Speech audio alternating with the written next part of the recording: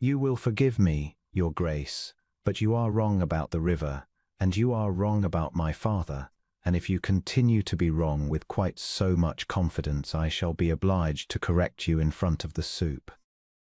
The Duke of Ashforde set down his spoon.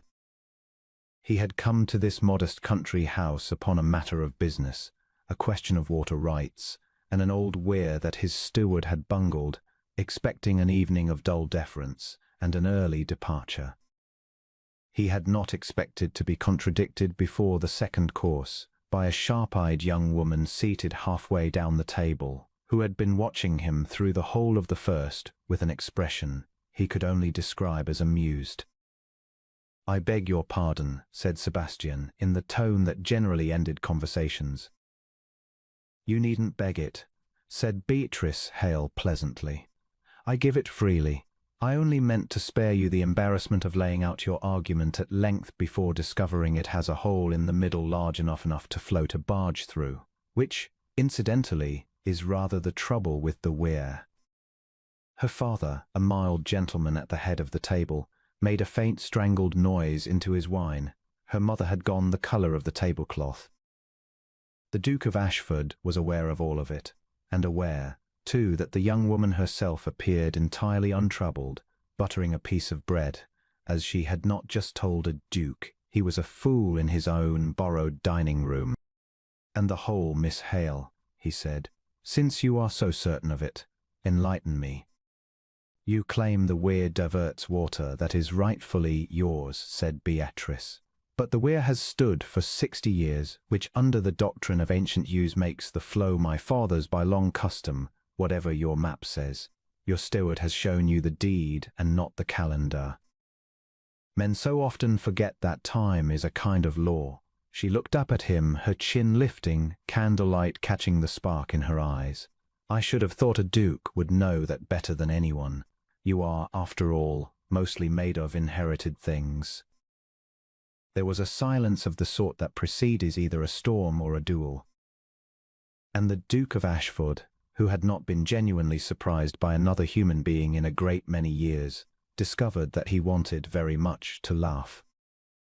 He did not, of course. He had a reputation to consider, and a weir, and a great deal of pride that had never once in his life been pricked at a country dinner table by a gentleman's daughter in a dress that had been turned at least once. But something in him came suddenly and unexpectedly awake, the way a man wakes when cold water is thrown over a long and tedious sleep.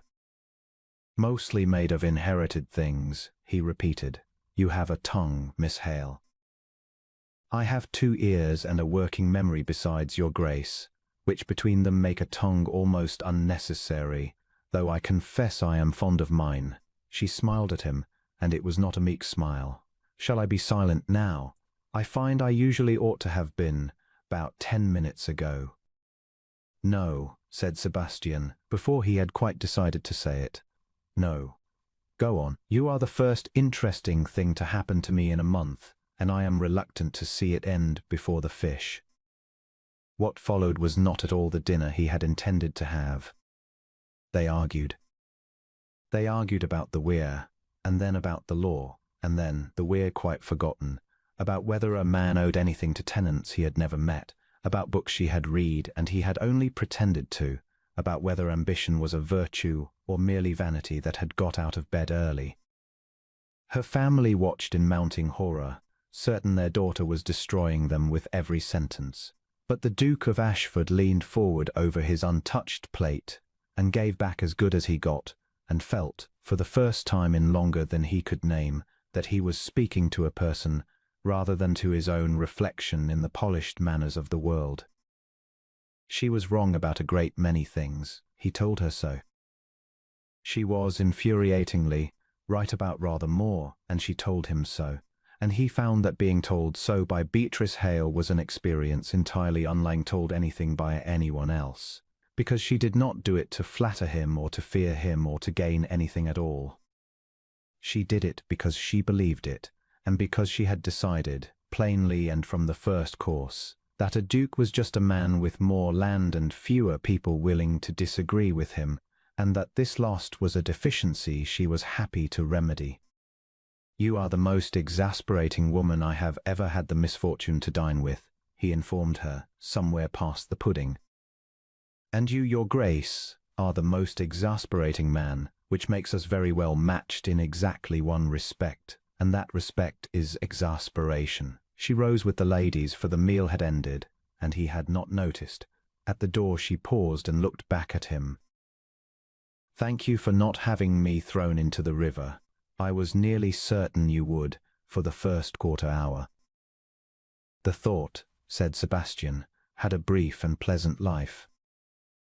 She laughed and was gone, and the Duke of Ashforde sat among the gentlemen and the port and did not hear a single word any of them said.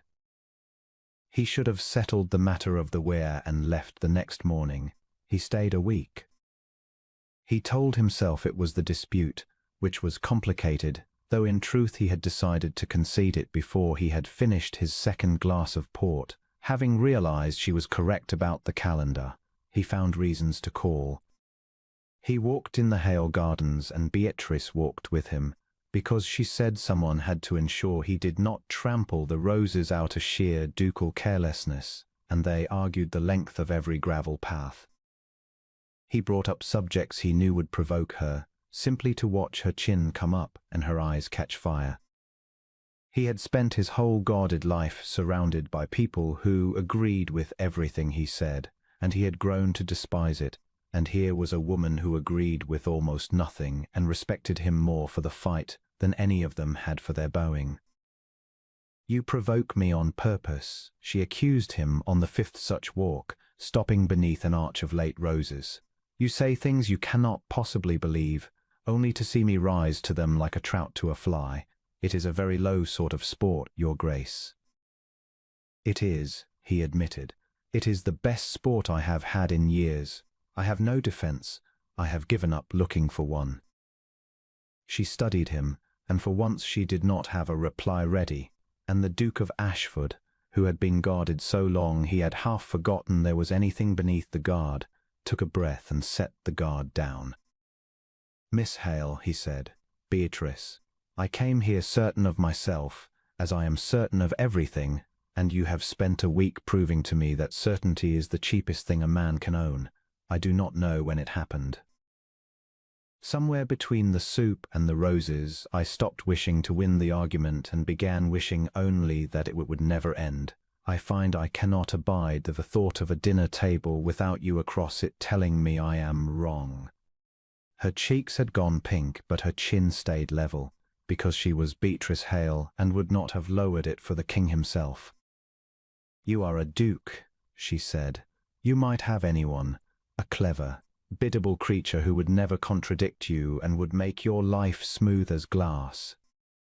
"I should rather be dashed against the rocks daily," said Sebastian, "than live 1 hour of a life smooth as glass. I do not want a creature who never contradicts me. I want the only woman in England who told me I was wrong before the fish, and meant it, and was right." He took her hand. She let him. "Marry me, Beatrice. Argue with me for the rest of my life. I promise you shall win at least half the time, which is more than any other man would dare offer, and very much more than I deserve."